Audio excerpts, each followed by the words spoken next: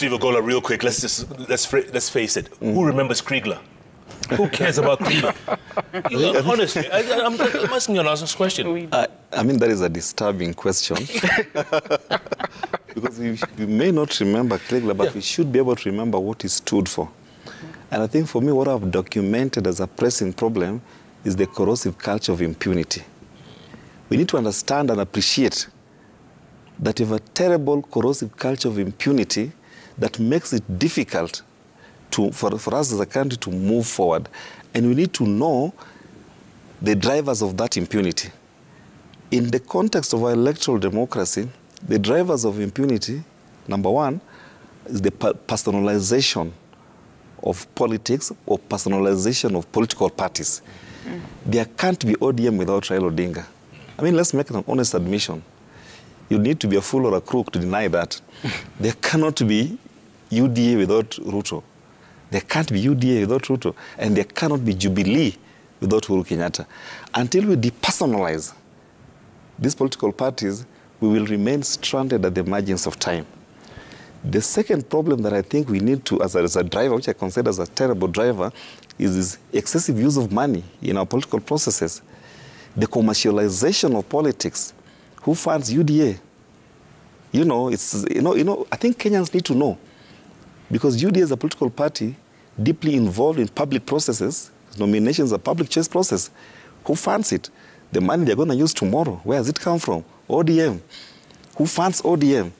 Because if it's funded by opaque people, then you can see where the problem lies.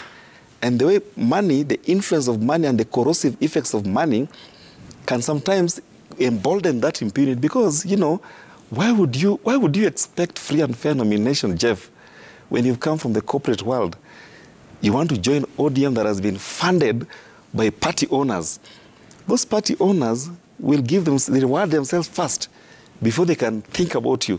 So that's a pressing problem. The other third problem, which I think we need to recognize that exists, we have value-neutral leaders. People who they don't mind living in a value-laden, having a value-laden constitution, but they also don't mind not implementing it.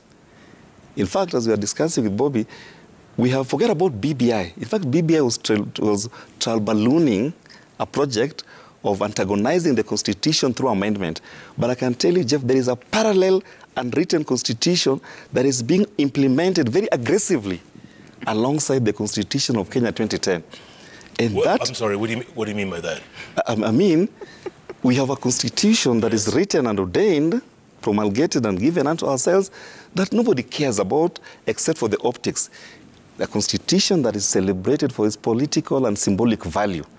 It feels nice to say that Article 10 talks about our values, but in terms of practical effectiveness, that constitution has been relegated so much to the periphery that the constitution that was repealed may in fact have greater influence than this constitution. The people that are propping the constitution are accountability champions, active citizens, the civil society, public-spirited lawyers, and those are in the minority because the people that control the institutions of government and instruments of power are value neutral. If it works for them to implement the constitution, they will do so. If it stands in the way, they will adopt a parallel constitution, which is the unwritten document that influences policy. You have to ask yourself. Lillian, I see you.